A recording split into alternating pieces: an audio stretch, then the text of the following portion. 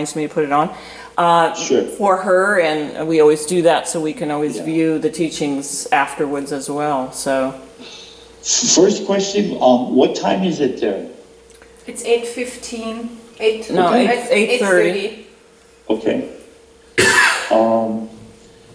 Who is there? I'm Harry. Say your name. Oh, do you see us? I do. The Okay, guy at good. the back of you, he was waving. I met him. Yep. Hi. Say. Dave, Dave. Nice to see you, Dave. And my better half. And Melinda. His wife. Melinda. Nice to see you, Melinda. Oh. And I'm Sona. And Sona. Stephanie. Sona. Sona. Sona. Yeah. Okay. I heard that. Sona. And Michaela.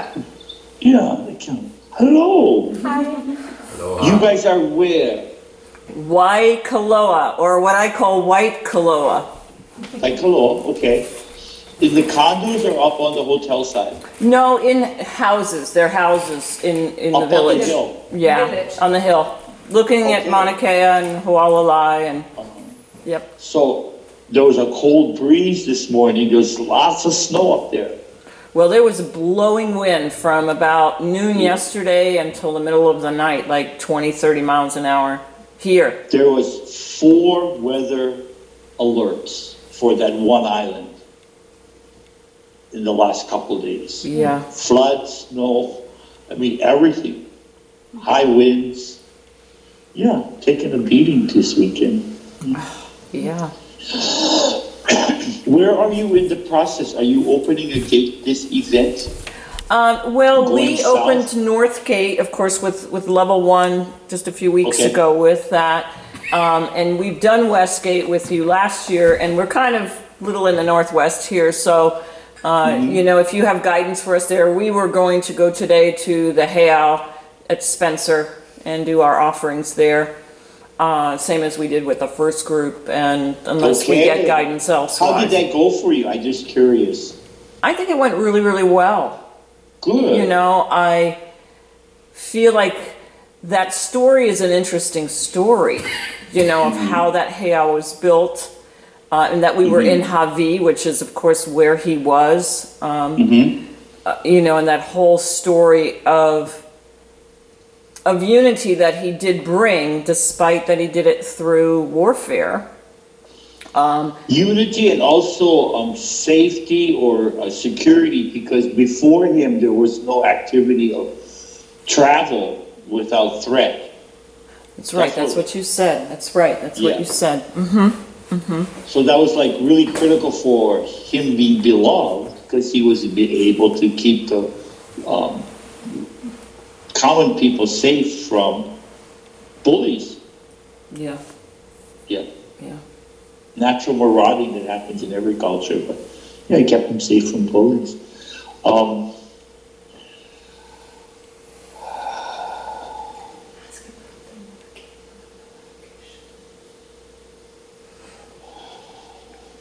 We got a lot Before of, I begin, is there any questions that you guys have about the area? yeah. Yes. Yeah, definitely. Yeah. We got guidance the first year Okay. when we were in Polestar with you. Oh, that's even better. Oh, we got, yeah, I'm going to zoom back out because we don't need to zoom now. That's much better. When we were in Polestar and I was channeling, Pele came through and talked about a space between Mauna Kea and Mauna Loa Yeah. that they called the inverted pyramid that was between them underground. And that was the focal point. Whoops, what just happened? No, I'm back. Oh, just popped off. There Okay. you, whoops. Yeah. There you That go. was a phone call. Here we are. We're good. Okay. And yeah, there was a space between Mauna Kea and Mauna Loa. yeah, and that was, I've been up there. I think that I've been to the place that they're talking about. Both times, 2009, we actually brought grandmother drum up there to the chocolate, they call the chocolate pots. Do you know where that is? Yeah. Up on the Mauna Loa Road? And, and I really feel like that is the true essence of what you're talking about of vertical time, because I feel like that's where the Star Nation, you know, the incarnation of the nations came from. Like they came through that portal. That's how I always feel when I'm up there. Star Nations, it's like the funnel that brings everybody in. And last year we went back up there, Michaela and I did, after the school, and because we were anticipating this school this year. and we Okay, wanted to- let me interject here, like what's happening. Like, when you consider that specific vortex from in that vertical space, when you think of Kauai, I'm going to tell you something about Kauai. The portals rarely move. Over here, they move all day, every day. What used to change, it changes so quickly on the Big Island. And part of that is because it's still a fluid liquid. Yeah.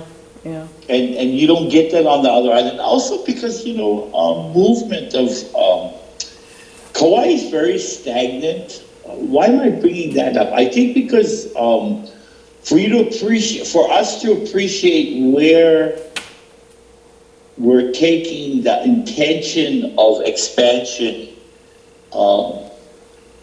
then we're going to go to, the Heiau next to Spencer's Beach.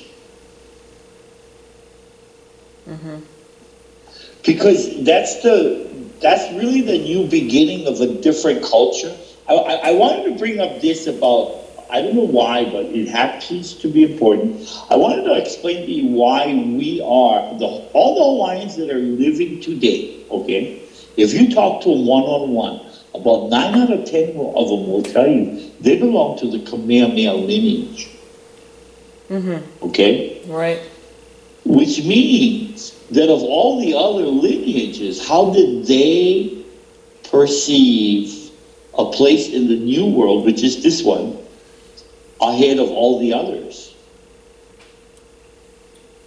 I want to tell you that how that answers, when you go to that Heiau today or tomorrow, kind of notice that it took about 6,000 people about 3 days to bring all that rock to place.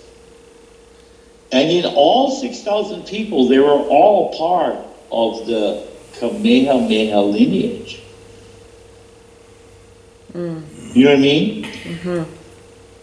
And so, in that time, between the time the Heiau was built and today, there has been a genocide. Over 90% of the Native Hawaiians have lost their blood. The only top 10% is the Ali, the kings and queens. What I'm trying to show you is there's a real thing about the planet Earth and its blueprint where you're really going to see the experience of 9 out of 10 creations closing on the planet.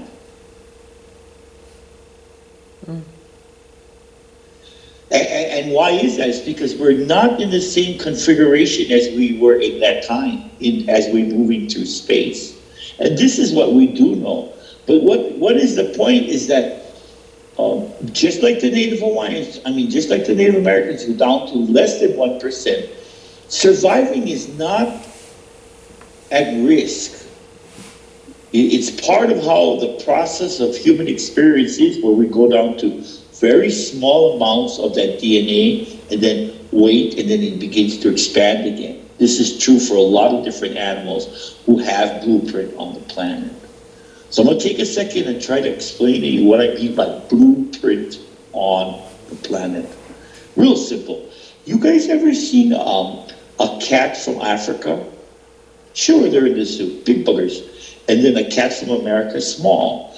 There is a cat blueprint on the actual consciousness of the planet. And wherever it is in every climactical change, there's a creation of the cat blueprint.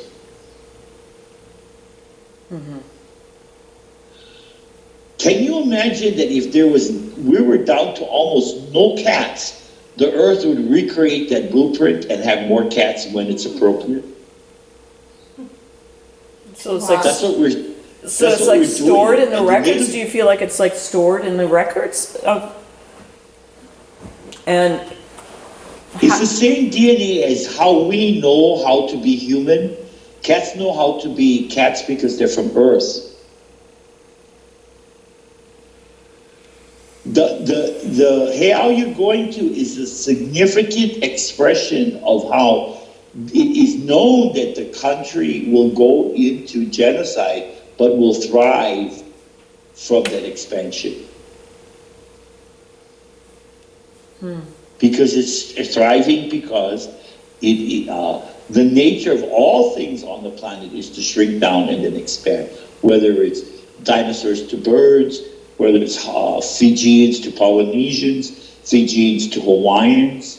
I mean, the one thing we got to kind of understand is when you look at the real DNA of Hawaiian people, it was really infused 500 years ago with the Fijians that came north. The Polynesians that are existing in today's world are all related to King Kamehameha because he was half Fijian, or at least genetically Fijian. Fiji. Yeah. Okay. Wow. Okay. Why is that important when you see that particular heiau? Well, it actually is the manifestation of how we will survive. Not the war of it, but the intention of that heiau. It is always written that it is the war god, but I gotta tell you, Kamoku is a lot more than war. Okay? It really is because the people who were reporting it wanted to record war. But it is a lot more going on. It is actually the carrying of all that DNA, that particular rock, that holds the consciousness of that heiau. It's carrying that particular Lemurian DNA through time. Really? Wow. That's Yes. powerful to say. It's very powerful. It's funny because on my 60th, I got a lomi lomi, which was terrible, by the way. They weren't from Hawaiians, but I came out of the parking lot and there was a big tiki there, and so I posed in front of it, you know, for my 60th, and it was him, and I kept trying to research, and I was like, I'm wondering why I would be standing in front of that for my 60th, you know. It's like, and you're giving me more perspective on that tiki and that god, because, you know, I don't relate to it in the war sense, but it was broader than that, much broader than that. It's much, much broader. You know, Ku is the architect before it's the warrior. And the architect is the design of how people live comfortably on the planet. That's the kind of architect he was. Okay. Yeah, like That makes how do you design things so that you're in sync with nature? Yeah. You know, it was the Fijian who brought marauding to Hawaii. Before the Fijian, there was no fear of the expulsion of blood. That heiau was to prevent further blood by unifying around one idea. Okay, that's not what's still practiced there. You know what I'm trying to say? Yeah. Yeah, what's practiced is a memorial process. The rituals around remembering, which is okay, but I want you to go there understanding what are we remembering. We're remembering a time where there was no need to shed blood, and that is what King Kamehameha was intending on, regardless of whether or not the invasion of the white people came around the same time. That was the cry to Pele, should I say. And how do we know this? The chant says so. So there's a specific chant that's done. There's several specific chants that speak to the loss of life in his family for no safety in travel.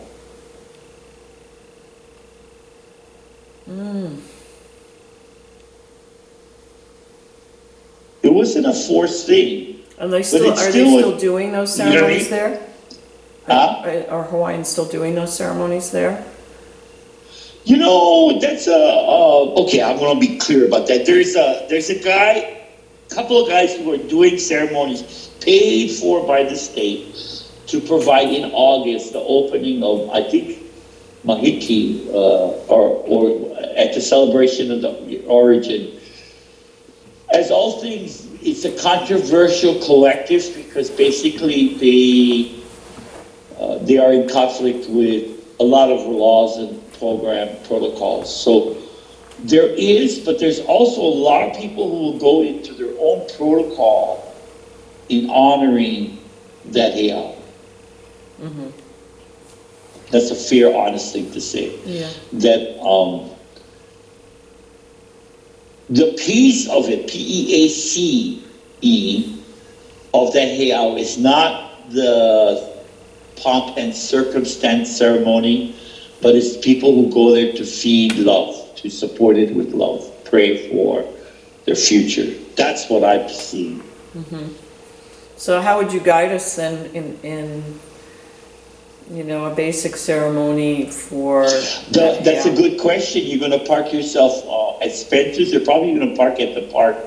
Just go straight down to the water. Right in front of the water, you look up and you'll see the heiau, and it'll give you the sense that I feel where that place of all time is for that place is right in front of the heiau's entry path, at the water. At the water, okay. And you're looking up. You don't have to be inside of it, but you can. But I do ceremony 3 feet from the fall of the water, wherever the water falls. And I do ceremony facing out. And my ceremony is really easy. I just hey aloha, and I just stay there and continue that chant. I love you, I love you, I love you. And you move into a different time. Yeah. Mm-hmm. You become very aware of how important it is, how you are appreciated. That's the nurture at that place, mm-hmm. which is quite unusual because it's known as a heiau of death. Mm. No, I would not do that over there at Kealakekua. But definitely at that place would be the best thing to do. Uh-huh. Yeah. Am I making sense? I'm looking at you and I hear 2 out of 3, I get exactly what you mean, and 1 going like, I don't know where I'm at. Ask. You guys can ask anything. You can jump Maybe in. it's because they're not in the same place. You've been there, so you know exactly where I mean. Mm-hmm. You take the path, you make a turn, and there's the water, and then you can continue up the path to the heiau, or just be at that water. Mm-hmm. Yeah. And the reason why I choose, there is a sign, and some Hawaiians don't participate in what the sign says, but the sign says no trespassing for respect. And I have to agree that the inside of the heiau has particularly powerful repulsive prayers that keep people away from it. It's not hurtful, but it's an angst kind of feeling when you enter.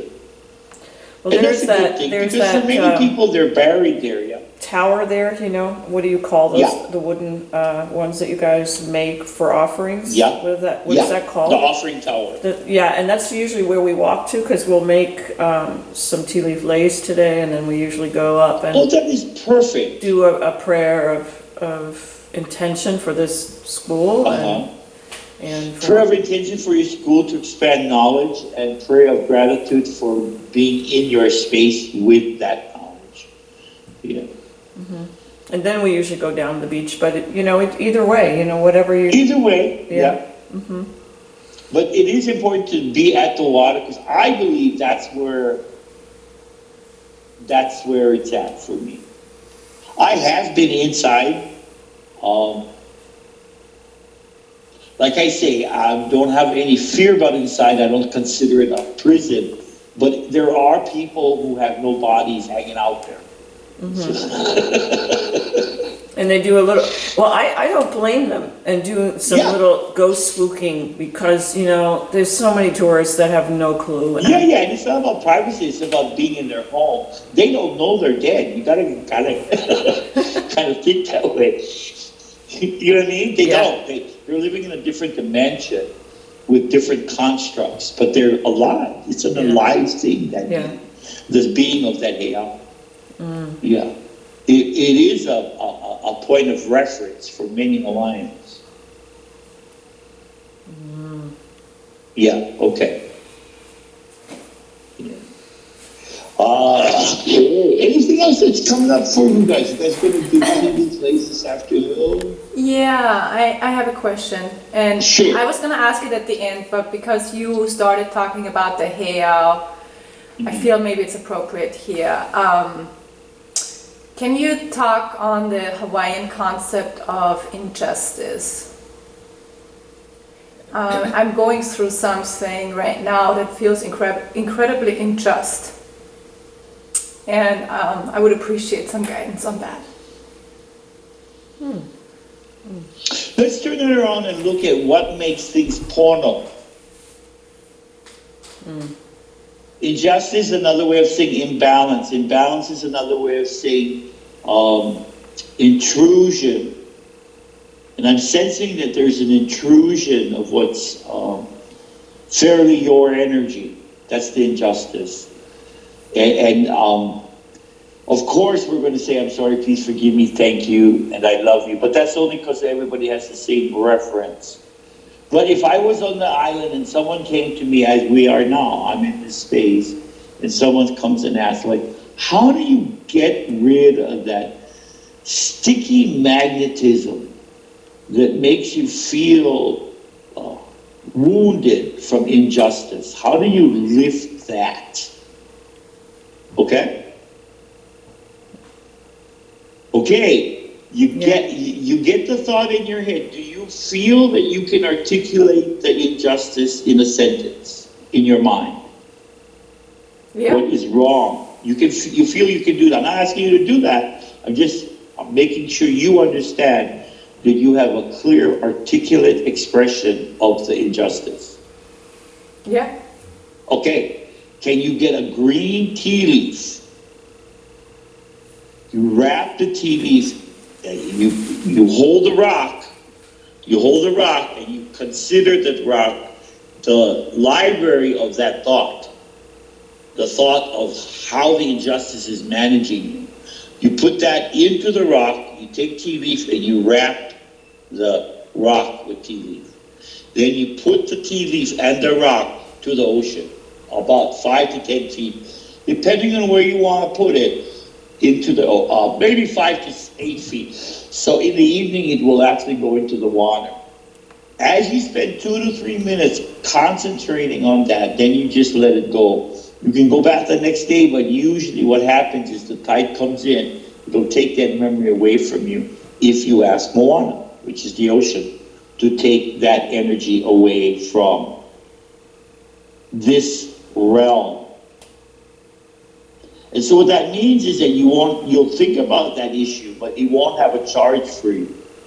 So that'll give you the chance to be level-headed. Is that the right way of saying it? I'm thinking. Yeah. Because you can't really remove it from the dimension because people are still trying to find balance with it. It's not only involving you, that's why. And would Hawaiian spirituality still consider standing up for yourself or letting the universe bring justice in at whatever time? Meaning fighting for your justice or not? When you stand up for yourself, that's very Hawaiian. But the way you stand up for yourself is to take care of it, not to see its outcome. That's really critical. You're going to take care of that energy, meaning you're going to put it away from where it's in danger. That's why you're putting it into the rock so it goes away from you. Everything changes if there isn't a negative force in the field. That's what I'm trying to suggest. Okay. Yeah. Because the aggression is the injustice. So if it comes out of you, there's a chance it'll come out of everybody else as well. Thank you. Beautifully said. You're welcome. Beautifully said. So sorry to hear that, really. Babu, let that pass. Good. Good medicine. Yeah. Did you have a moment to contemplate what I shared with you that we had received during CSM, the first training? We're building a sacred geometry into the brain, basically through points. That's what CSM really is. It's like building a. I remember that. It's been Yeah. 4 years, if I remember right. Yeah, this was at 2018 when we first started the channeling of it. Although they Is told me. 2020? Yeah. Oh, I think it's only 2 years or 3. Yeah. I think at least 3. This is our third year of teaching it. Right, But so that we was were the there only. 3 years ago. Yeah, 3 this years ago spring. was the actual channeling of it, and they had mentioned it for years, but I was too busy touring, and I just couldn't put that level of time in. And so finally I did, and every day we channeled because we didn't know the method. We were asking them to give it to us, and Right, as we go. we received this opening of what they called the beams of light in the brain, and that connects right above the ears Okay. and in the third eye, basically, in the back of the third eye, and the crown, which is right over the pineal gland. We're activating the pineal gland, the pineal chakra, and we're expanding light because the pineal is bioluminescent, just like in the ocean.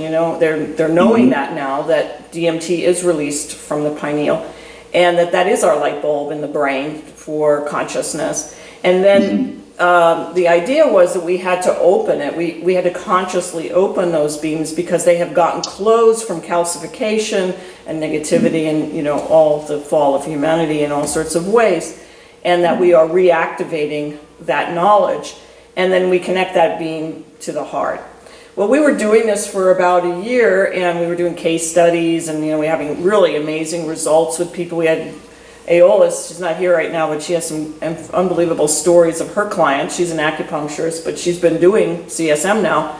And each of them had to do case studies to see what's happening, with our method. And it's not just the brain, but we work down the chakras, we do a bunch of things. Anyway, so she had, a person with a hearing aid, lose the hearing aid after 2 sessions. We've had somebody who was on antidepressants for 20 years come off after 2 sessions and never return. We've had lots, brain injury clients, hemiplegic migraines, tinnitus, like all sorts of OCD, depression.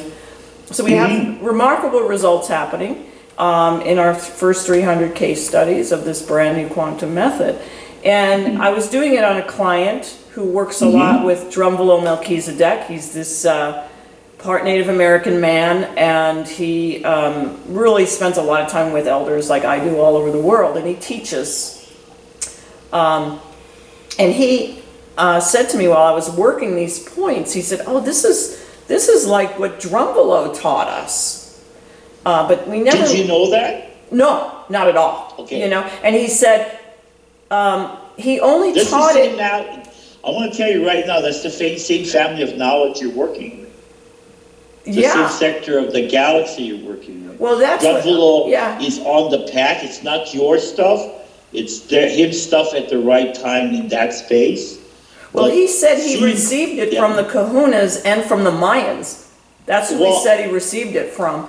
Well, I know this is true because you actually sent me a copy of that picture. Yeah. Mm-hmm. Okay, I seen that same paradigm in New Zealand in 1987. Wow. Not from Drumvalo, No. but from another channeler. Yeah. Okay, so you see that to cover it correctly, there's got to be a mass download of the same information over a broader time. Yeah. Well, I know that we're going to be working with this for quite some time. I am finding on the internet some other things that other people have gotten. And there was another method channeled. It's called Access Bars, and it uses 32 points on the head, though they're different than ours altogether. So this idea that had a peak about 2011. Ran for about 2 years, and it kind of morphed into another kind of work. You're going to keep seeing that fall out of the sky all the time, right into people's head. Access bar, star, energy, It's different from Reiki, but it's still fine-tuning your focus where the light has to show. First thing to say. Second thing to say, you know the pineal. I've worked with men for the last 20 years on accessing the pineal to cure their, I gotta tell you, history of marauding. I'm gonna say it again. I work with men on the history of marauding, not in their own personal DNA, but in all our, as men, all of that taking from a place of lack, you know, impregnating women from another culture so that we live further, all of that. Take a breath. Wow, that was good, thank you. And what we've learned is whether it's ayahuasca, whether it's peyote, kava, all these things men generally tend to get to the DNA correction in the pineal by functioning to the pineal, that they can use ayahuasca, they can use a lot of ways, but the Hawaiian breath work, which is lomiha, is so direct and so immediate that eventually we're going to run out of all this natural shit and people are going to breathe through their resolution. Similarly, basically I want to tell you, there's a guy named Will Hoff, I'm sure you've heard of him. Anyway, he's teaching you that while you have to like clean, and it's true that you have to take off the calcification of the pineal gland, right? You have to do all of that in one science. The breathing method he's teaching is the same as Hawaiians, I promise you.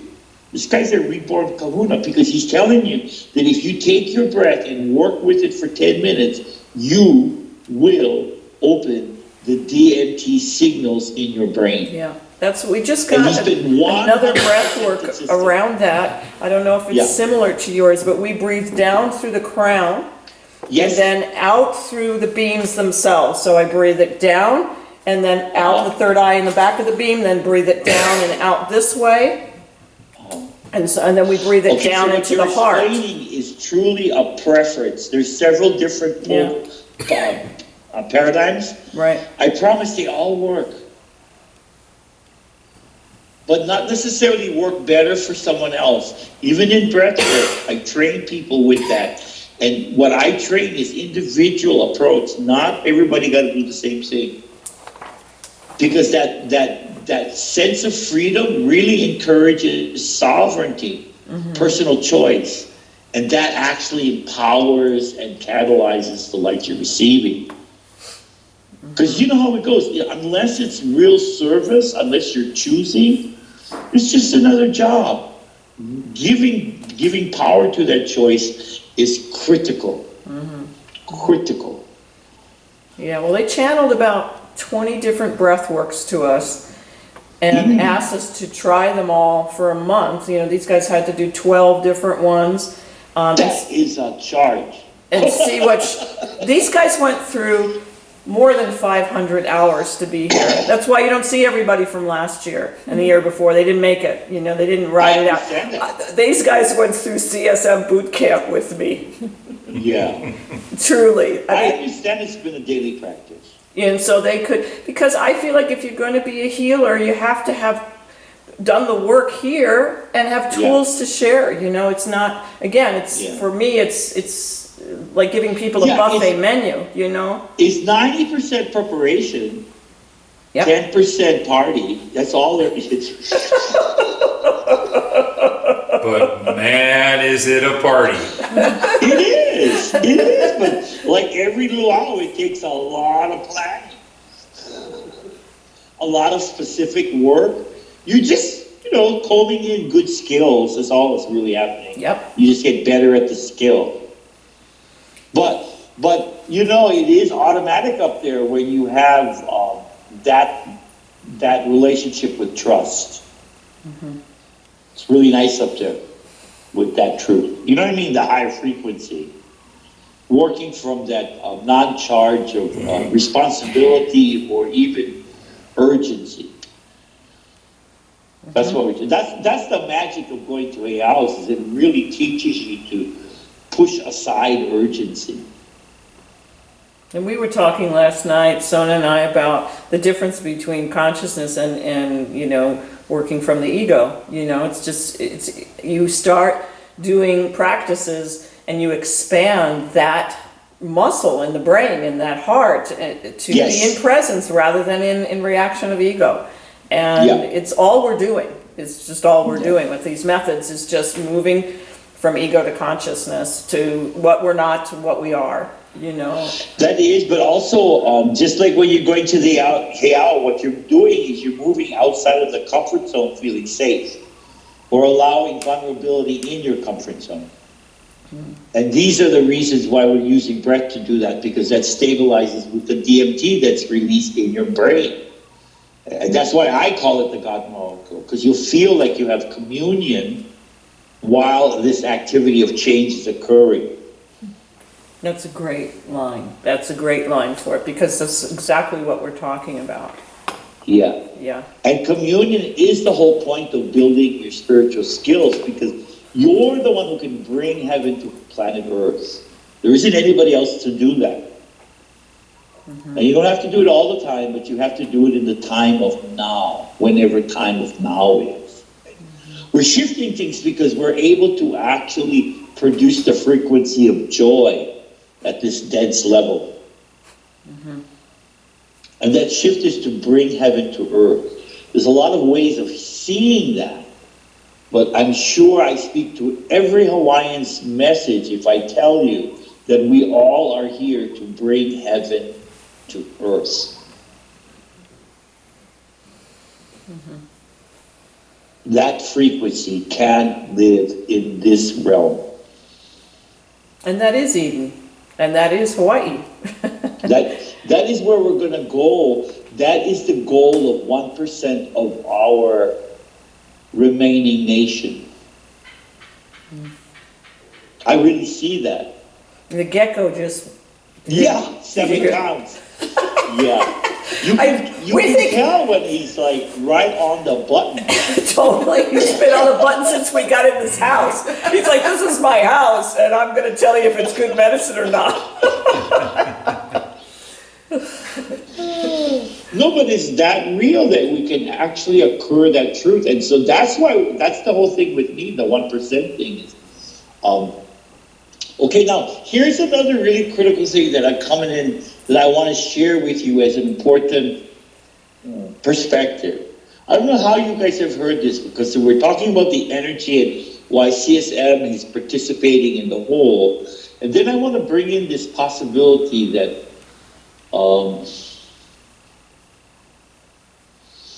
give me a second here.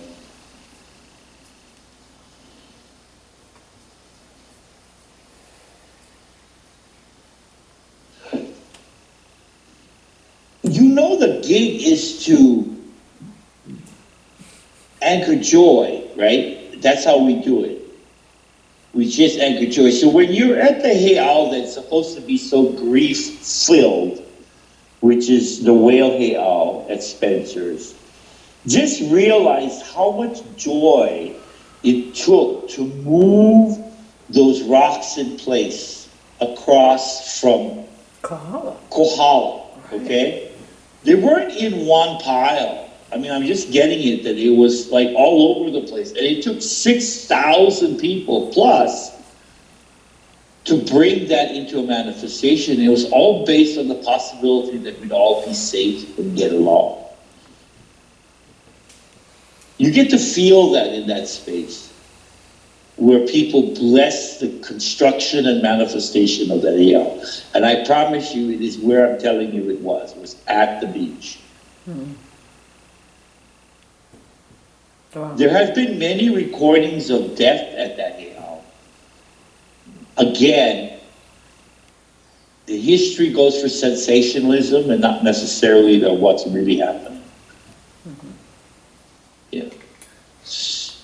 And that was Can you kind of take like for a second Tina this Ole idea, to do this that, 1%? right? This is the point I was trying to make. Can you take for a second the idea that your body, is participating in your soul's presence on the planet? There might be as much as 8 other people from the same soul on the planet right now. Okay? So what happens as we move further towards the depth of this space density that we're living in? As we move further into that time, can you imagine that nobody will lose their life even though we're losing 80% of the people on the planet? Because people will experience their soul experience on the planet, one body to one soul. That will happen when trauma is released. When tyranny literally has to escape the planet because too many people are praying in light. That's the gig. 2 years ago, that's the gig to open all these truths. That's the gig, is to make that real. That we are actually recondensing all of our soul's traumatic experiences into resolution so that it lives in your body as one perspective.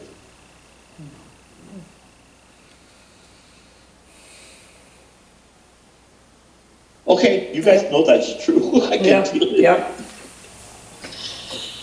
Are we going to see that in our lives? Of course we are. Is it going to come in our time? Oh, who knows? Probably more so than ever before. Mm-hmm. I think part of the conversation I want to have today is to really leave you with this idea that the 1% is actually a good thing because you won't miss the party. You'll actually have more clarity around what's happening, what your service is with the galaxy.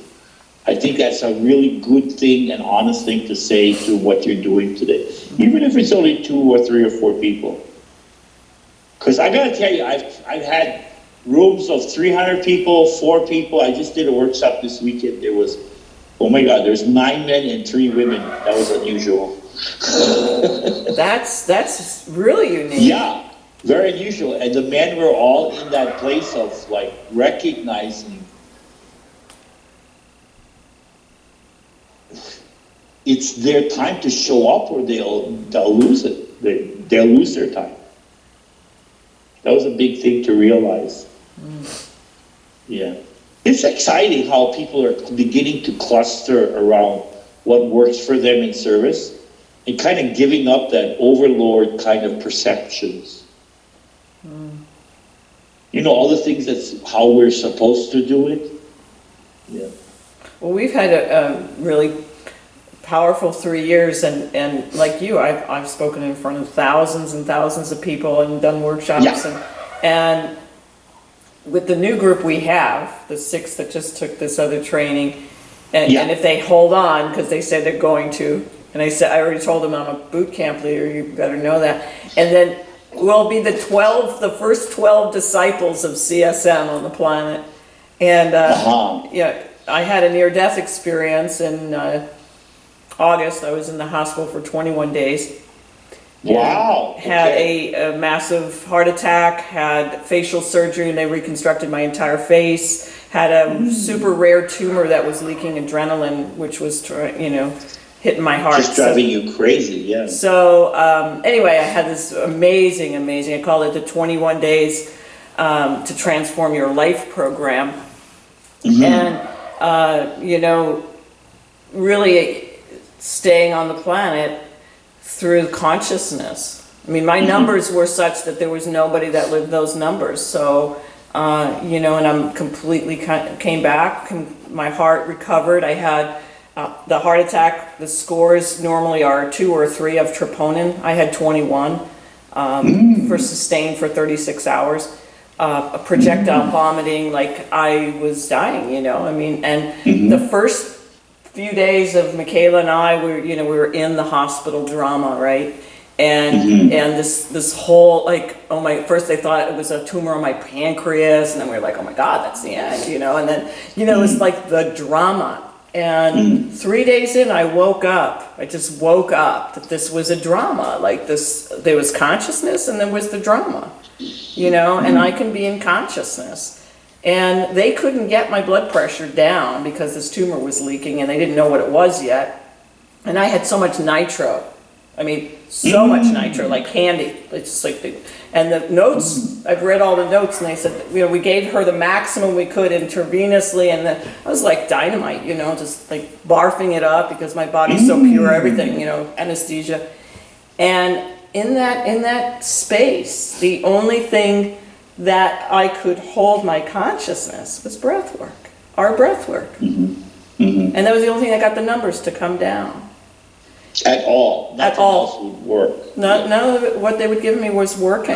And she just turned to me. Because DMT does balance you out of that urgency, brings you back to the whole of it.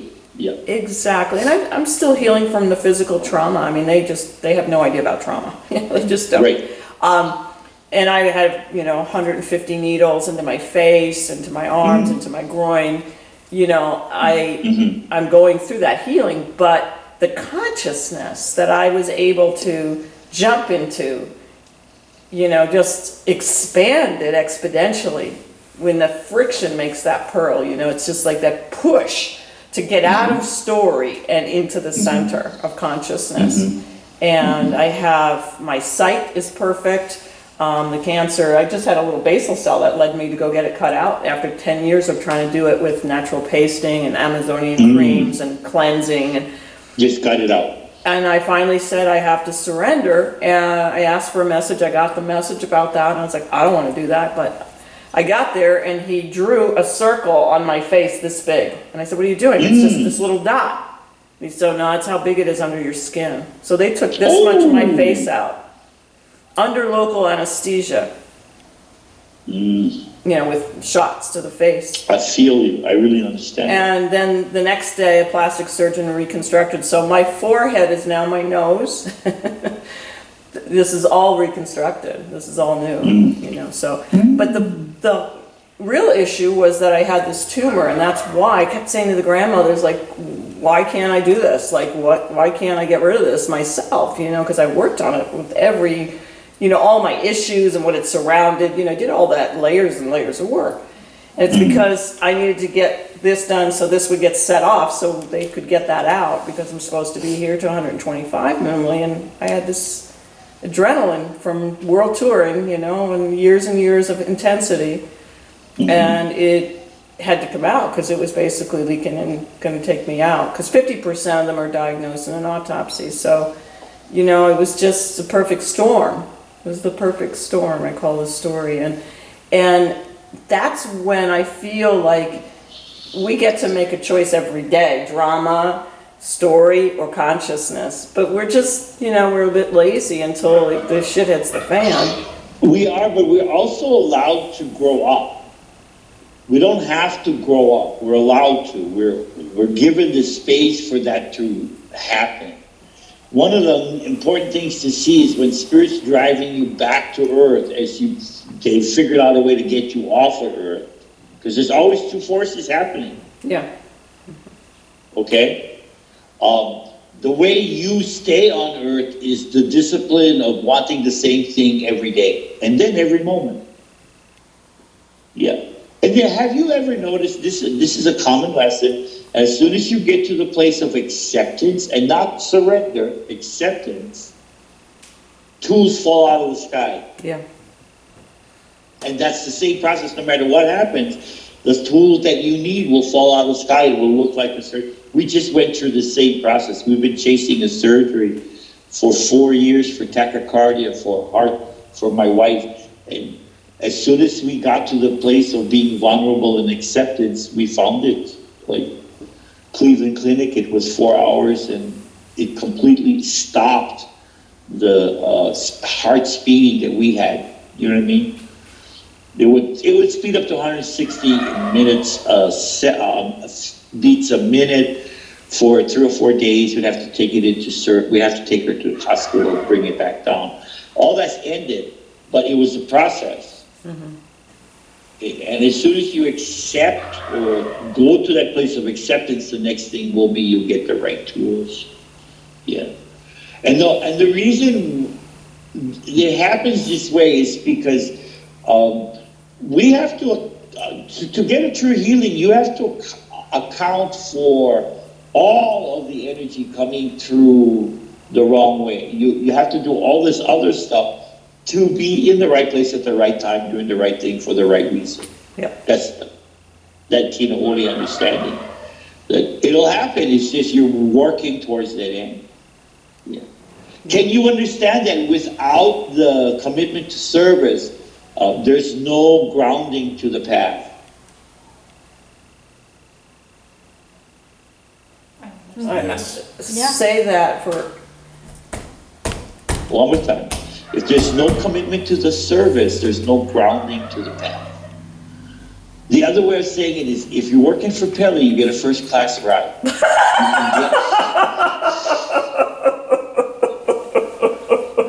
You do. oh, It really is true. If you're working for parents. say it again. If you're working for Pele, you get a first class ride. First class? Right. It is true. Yeah, You don't notice it, but everybody around you will go like, how come that happened for the better?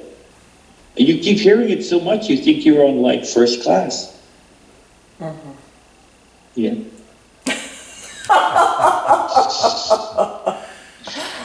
The urgency is our own editing, I promise. Urgency is our own editing. Yeah. Oh, God, I love it. Now, I know she got what I just said. I know that one in the purple. You got that, right? That urgency is always about, nothing but drama. Ego. Oh, Lordy. Bang! Hit that one on the Time head. and time again. Yeah. So when you jump from like, oh my God, things are happening, and back into consciousness, that's just where you're most nurtured, where you're most not exhausted, not in a state of exhaustion. I'm so proud of you to go through that though. And I can feel there's some residues, but it's such a miracle we're all alive anyway. Oh my God. Really, really, really, really. Yeah. And we are in for the most tumultuous years ever. I know we've been hearing this for the last 5 years, but let me tell you, this political, medical emergency of the coronavirus is a perfect example of how the world is shutting down to reset everything. You can really feel it. Yeah. Yeah. Yeah. And Hawaii's feeling it. You're feeling it in Hawaii. I know. But it has to happen. Yeah, we can't live on borrowed money. Yeah. But in all those circumstances, are you on the same page as me where, I lost my house in the volcano, all that stuff, but I still got to keep doing what Pele tells me to do next. I still got to keep working. I still got to keep loving my life here. I still got to do service. I can't run away from that at all, not for a second. Because the grandmother said so many times, the only person you're serving is yourself. Because you're serving, to serve is to serve your consciousness, because... Okay, yeah, but I agree that we all serving ourselves, but ourselves is in service. And why? It's because that's the only way we evolve. Right, exactly. Yeah. To serve is to wake up, we can't be in a vacuum, so... Well, to put potential and power in our actions is to first take care of ourselves, and then everything happens appropriately. So the worst thing to happen is to have a healer that's exhausted. Definitely will derail the whole train.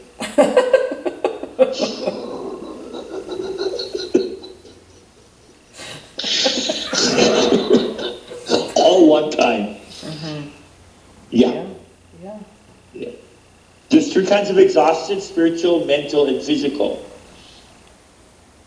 And as soon as you are physical or mentally exhausted, spiritually you will be strong, because that's the energy of your all time.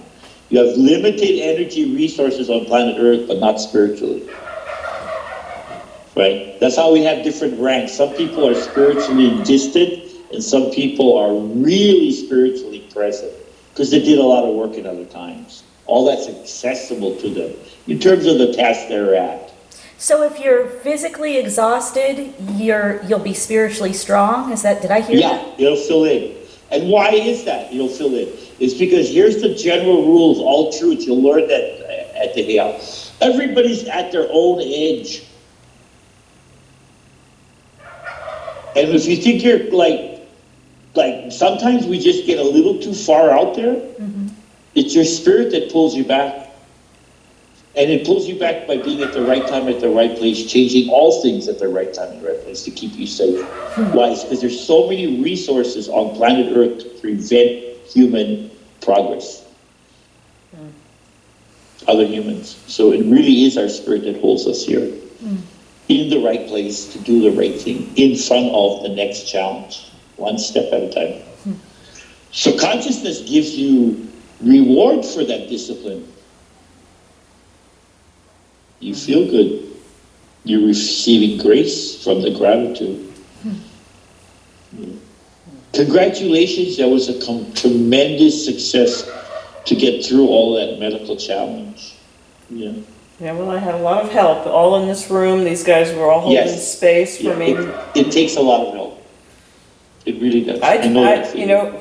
For the first time, I called out to about 150 of our inner circle around the world, and I don't call out for me, and I called out for me, and I said, I'm going, here are my dates of surgeries, here's what's happening, I need you to do it. Michaela led a ritual for everyone. I just said, yes, I'll take the support. And I know that held my ground of consciousness with me, through that, and my trust in this process, because I asked for guidance and I got guidance immediately. When I said, I stood in the middle of my living room saying, all right, I've done all these other things you told me to do. What's the next step?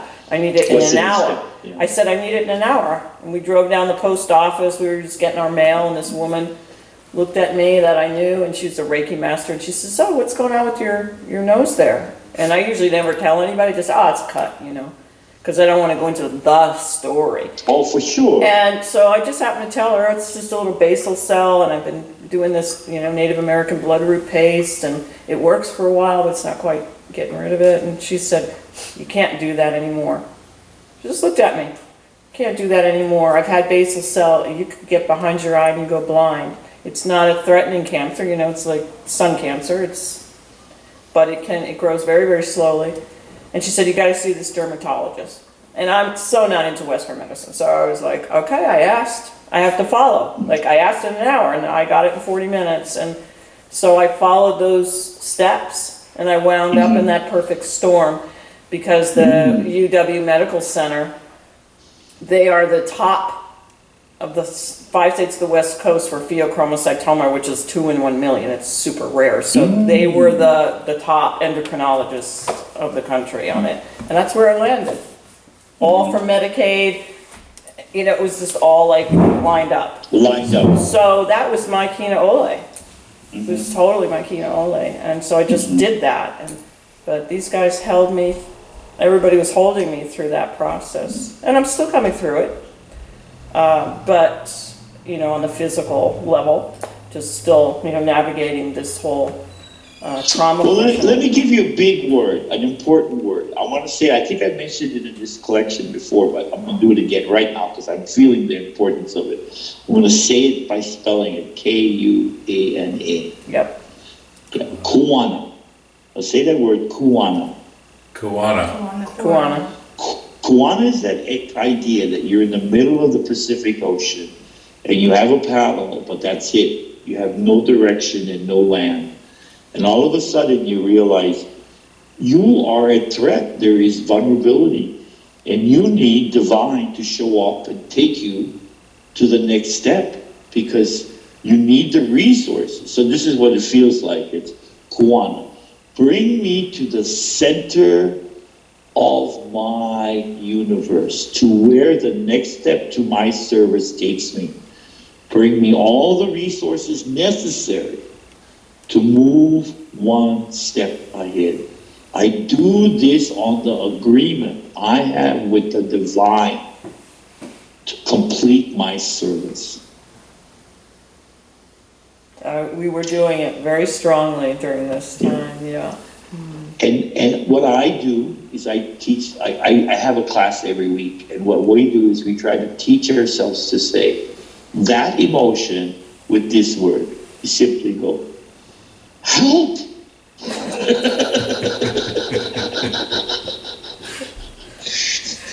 Like, yeah, with gut, help! That high-pitched yelp, like the little tiny dogs, right? Like a chihuahua. Chihuahua, yeah. I promise you that really works. Because the thing that moves molecules is urgency from human voice.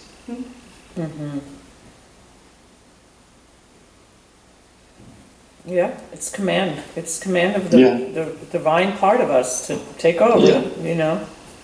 And I wanted to remind them, because I really enjoyed, I read again for the students in level 1 the last day up in Hawaii to bookend that you opened. I wanted you to close it, so I read from your book to them on the triune being, because I really love those pages. There's only like 3 or 4 pages in the book, but I really like those.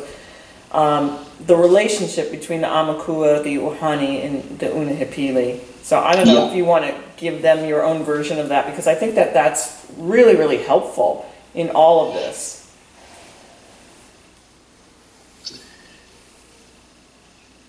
Let's put in location. Unapili is Unipill. It's in English. It's the hidden one. The emotion of the subconscious is one way of saying it, but it's also the background voice of yourself. So that's one. The Unapili, that's the hidden self. The Uhane is the heart's conscious voice. And the Amakua is that soul self that holds all of the perspective and is living truth of where you're going to go. I want to turn that all around for you and really open your eyes and show you that in many parts of the culture, Hawaiian culture, you will hear these 3 selves. I want to show you a parallel of how you can see it in a different way. This is what I want to say. Your Unapili is in manifestation today, all of your past self. Okay. Every moment you live, there's a self, and every moment of the past self from your history is Unapili. Now comes Uhane, which is your present self. Amakua is your future self. Present self and past self will all evolve from future self, will move into future self. Okay, now take a breath. I want you to do this with me, because this is the point I'm trying to make. Take your right hand, put it on your left shoulder, and say, oh, thank you, past self.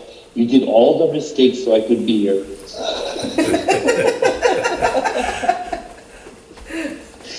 You put me in the right place at the right time, but you did that because you, right,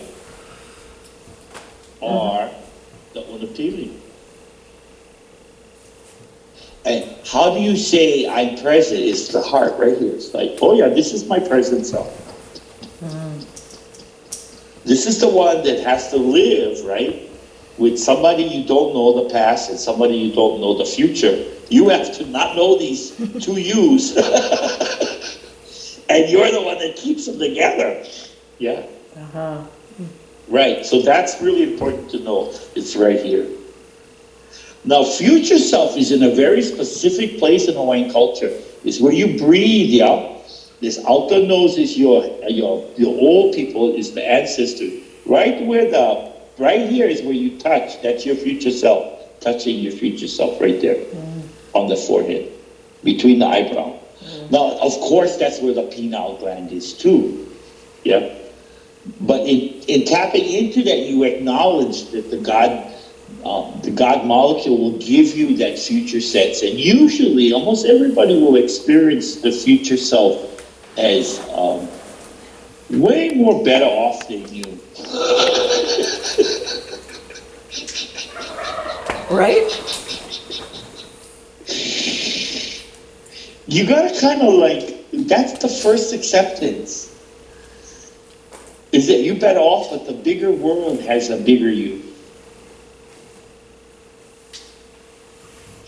There's a new theory going around that there is no such thing as time. I was just going to say, I wouldn't even picture my Amakua as a future self, but as an eternal self that's always been there. It's always been there. So in our context of where we are on the movement of the planet, which is the sun making time over Earth, moving, it is in a process, and that's the end of the process. Yeah. Yeah. But when I say that there is no time, what I'm saying is you're all doing the same thing, the verb of discovery. If we hold that, then that's where we're going to hang out with Pele, because Pele's also discovering. Earth is also trying to figure out how to make it work for her, which is us. So we're all in the same place. That's the best place. That's what my perception of, after many years of studying psychology as well as Hawaiian sciences, I've healed people with Unupili, identifying the Amakua and the Uhane and working with that truth and giving them that idea to carry. Recently, in the last 5 years, future self, past self, and present self have been really, unifying that has really solved people's confusion. And really given some safety around the wounded children that are in us. That's a truth. I think that's what's required nowadays, that we take on what the gifts of the future person is confidence that we'll get through this. There's actual evidence. Because love We're prevails. loved. Yeah, we're loved. prevails It's really over trauma. important to remember we're loved by the person that evolves from this, and that's us. Yeah. I think that helped you understand the question. I think it did. Yeah. The Unupili is a way to directly talk to the Amakua. You really just can't look up.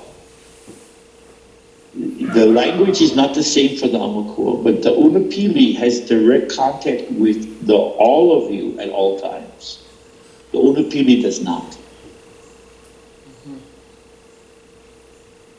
Wait, So it's not. So how do you do that? So you go to your stomach and you go, how are you? You know what I mean? Go to your stomach and you say, how are you? Auntie Morna would teach a way of like covering the Unupili in a jacket and a coat to make them feel more comforted and loved. Mr. Rajesh, he taught me, he was a Hawaiian kahuna, he taught me just to ask the Unupili, holding consciousness for it. You just ask, how are you? So there's a couple other ways, yeah? Or the other one is to understand that the Unupili is in your body. And if you would simply take a breath and blow clean air out, you're giving focus to the nurture of your Unupili. So I'll do that with you right now. Take a deep breath in, holding your gut. You just go out. Feeling clean air going in. Feeling clean air going out. You don't have to have an agenda of why you're holding your gut. You just have to be present with your low self, your stomach. And you'll start to feel the joy of communion. That's the whole part of all these exercises. I'm going to say it again. It's communion. Holding the same friendship equally for that part of you.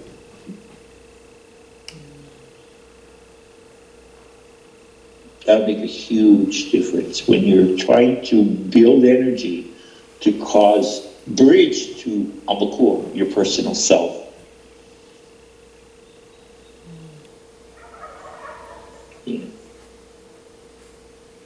that really helped, and the bird enjoyed it. I just heard the bird again. Yeah, I know, it's like a rooster or a something. turkey. Oh, he's a turkey out there, and he's laughing every There was time. a turkey. Okay, you guys are all in the country. And he's laughing every time you're making points. Yeah. Okay. Congratulations and thank you for coming back after all these years. Congratulations, you got all your homework done. It's a different life from when we first met. Yeah, I don't know what they say about me when I'm not here, but we'll see. Yeah. No, it's like if you're going to be a healer, you got to do the work on yourself and have. These guys did all their Akashic record work. They were going down the soul vine journey, we call it, just going down from generation to generation. I know that. Doing clearings It's work. every month. Yeah. They did it one a month. They did a breath work practice every day for the month, 3 or 4 days a week, and had to write me a page about what they experienced with that, how it worked for them. They had to see clients. They had to come up with their soul codes, which are graphic codes of their genetic website, basically, Their codes for spirit, their soul tone, their soul song, they had to come up, and their higher purpose, life purpose, soul purpose, and work purpose in one statement. And you had to articulate that, and you had to move through all the stumbling blocks in that articulation. And we're doing a ceremony at the end of this to bring all that together and to make that commitment. Yeah, so. And now it turns into a walk into a park. Well, where we were thinking of doing it is Pu'u Hulu Hulu, which is across the road from the Mauna Kea turnoff. There's an altar Have you there. guys been there? It's still Yeah. full with Hawaiians, right? That place is powerful. Yeah. It means the hairy mound. I always think of this joke that we have about the hairy asshole, but it's a really hairy mound. I know that's the hairy mound, and I see right from there. You see the plateau between Mauna Kea and Mauna Loa, And Mauna Loa. and there is, I don't know what it is because I haven't walked out that far. I think there's some trails that go out there, but there is a pyramid. What is that? There is a pyramid in Molokai too. Those are visitors who came and left them. Yeah. There's a little pyramid in Molokai in the middle of the forest that replicates that one. There's one on Kauai in Waimea Valley that replicates the I don't know one how to that's get on to that Molokai. one. I see it from the mound. It's probably 3/4 of a mile. I want to tell you what I've been told by my guides is that was a part of a subculture that came and visited and participated, didn't leave a mark in history, but left those monuments in every single. You know what a subculture is? Is they come from it's like guys with the same tattoos for like 40 of them move across time and planet just doing stuff. Yeah, that just went right through me. Like you meant, you know what I mean, or you're not sure? No, that's my people. You felt that? That's Yeah. my people. Yeah. That's my people. Yeah. That's where CSM comes from. Yes, yeah.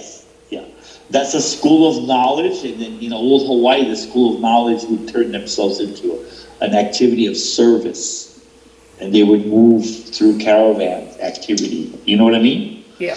Just like how they did in Europe, and then they would leave these gifts to the culture. One of them is these pyramid processes. The thing to really understand right now today is this illusion that modern man has is that nobody else knew how to travel or move is completely silly. Yeah, totally. Ridiculous. Totally. Everybody was moving and traveling like nobody's business. It all worked with wind. And there was the same half amount of the, people learning. quote, UFOs we're seeing are our own government because they've already tapped into some of the knowledge from Yeah, they're starting to. yeah, so the star nations, zero gravity Yeah. and Yeah, so. yeah. No, but that It's gonna spot happen. is really We'll get to sacred see to me that up again. there, Yeah. when we went there. The bilocality is something that's going to get bigger and larger, and that'll really help the planet to support itself. Meaning, you will meditate to correct something on the planet or in your life, and you'll be able to do that more and more easier because the density is happening. We're preparing for a new set of skills that we need to get through the experience of the closure of this era. Is really what's happening. Yeah. But we do have to get used to the feeling of everybody living in oneness, meaning nobody can hide stuff anymore. Everybody is in one truth. That's what the age of Aquarius is going to be about. Yeah. And we have 1,000 years of it.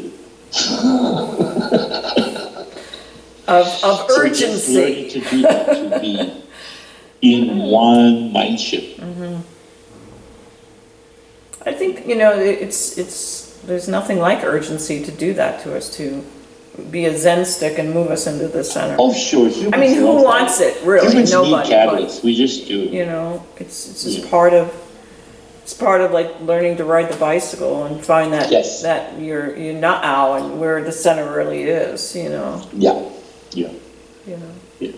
We like to learn new things. We just really do it well when we're under pressure. Yeah. They had a bunch of challenges as well. Yeah, right. Her dad went into the hospital multiple times. He went into the hospital just days before he arrived here, and they didn't think they were Are coming. you sure things? Oh yeah. So, Are like, you sure? you Are know, sure? everybody had a party. Yeah. Michaela lost her father on Christmas Day. God bless you. Yeah, and so she's navigating that right now. We had to fly out on Christmas Day Mm-hmm. for 3 days to Austria. And he was Wow. 67. Oh, that is young. Yeah, yeah. So In a way, yeah. she's still in this grief process and navigating a lot of layers of that. So we all got, you know, the Zen stick, as they say, of urgency to work through story and come into consciousness this year. And we all, I think, can know what that really means, you know, rather Well, than we can a share teaching. that there is Yeah. definitely Zen sticks or responses to changing. Yeah, If you're going to really make a significant change in the universe, it's going to try to stop you first. Simply ask you, are you sure? Are you sure that's what you want to do? yeah, Yeah. I know you went through that. I've been through that in my life all the time. yeah, You know, I just see it as it is, though. Like that's the first, second. By the third warning, it's going to happen. yeah. You just got to be sure. Are you sure that's what you want to do? Yep, this is what I want to do. It's like that. Yeah. And is there a chant that you feel would bring us the essence of that, all this energy that you're sharing today, and helping us in that pono, that alignment that we stay in, both here on island and wherever we go?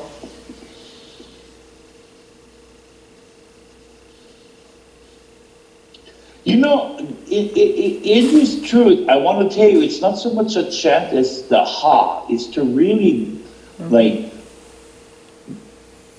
there probably will be moments in this trip that you guys will feel a little exhausted from the congestion.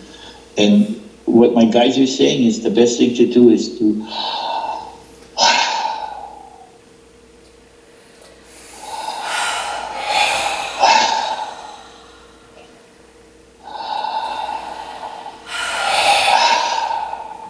full in and just release in. That's what it is. Try again.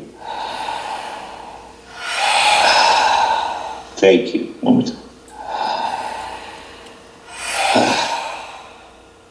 Good.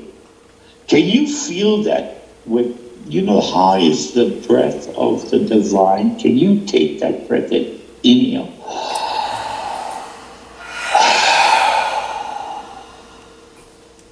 Yeah. Let's that tonality one more time. And it's all centered at the heart, yeah? Yeah.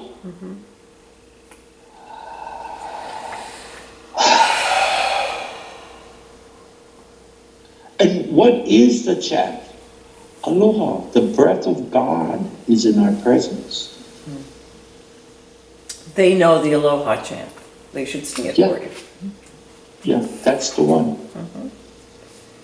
That was another part of the I never go out to assignments. that property without Elohe. I go really soft. And why? It's because it's an expression of my humbleness that I got the time and place to be here now. And it's a place to recognize you're going to get downloads. So be quiet so you can receive them. That's what I'm really trying to say. Yeah. It's a place of downloads. Yeah. It's a great accomplishment, to go to a place where it was dedicated to a happy life in the future. So don't believe the marketing. It is built on the intention of unity. War was one of many paths, one of many ways to get to the same place. It wasn't just about war. That's not us. That's marketing. Yeah, exactly. Yeah. The government marketing. Oh, sure. Blood and guts talk. That's all it was. Well, People loved to build that structure. They loved their country. Yeah. Yeah. Yeah, you see that 25 miles passing stones. Yeah. You feel that truth. Those stones come from Hawaii, where we were. Oh my gosh. And they made a line. As we were saying, 6,000 people made a line to bring those stones from Kahala over those mountains to this spot. Wow. It was 25 miles up the hill to get there, 20 some places, and the line would move according to where they were bringing it. There's also like 300 to 400 people collecting for the line. And there was a whole crew of people feeding them. And that's Kinaole, Yeah. right? Straight line, yeah. Yeah. And you see the same sense of it at Pu'uhonua, which is where they're protesting the mountains building, right at that hula hulu. Yeah, you still feel the same truth, that same kind of unity. Yeah. Yeah. Well, that's good because today's the beginning at this AO and the end of the program is up there, so that's nice. I love you. I wish you have a great time. I'm called to another appointment right now. Is that okay with you? No, that's perfect. That's It perfect. is. I feel it's perfect. Yeah, congratulations on your navigation of your urgencies. And I know Yeah. you're still in the effects of those as well, and we all are, so we're navigating those together. I want to thank you personally for calling me. I feel really good about participating in this. I really mean it. Thank you. Yeah. Well, I do that. I don't know, each person, whether they are good at remembering, and, I do it the day before, I do it the day of, whatever, And yeah, thank you for being here. We listen to this Yeah, for a I'm really year. grateful, and I'm very grateful that my guides get to participate in what they really want to do, which is to help us, but to learn too. Yeah. Yeah. Well, they, to graduate, had to learn each year 2 Hawaiian songs, so they know the Aloha chant, and they know Ehomai, and, this year they're gonna is learn. critical. Yeah, they're gonna learn. I learned in a different one that is said to be an even older one. So it's just a slight variation on it, and so his name is Hank. I'll let you know. I have to think of his last name. But anyway, they're going to learn 2 more chants this year. So by the end of the year, they have to know them by heart. And so yesterday they sang them all together, and A Malama, which is more of a contemporary song, but Sure. they have all 3 of those down pat. So it feels like the way we can give back is to honor the culture and honor the Absolutely. Mele, Absolutely. the songs. And also feel what it feels like. Yeah. The chants give you the exact feeling all people chanting feel, which is they're present in that time of the chant, Joe. Yeah.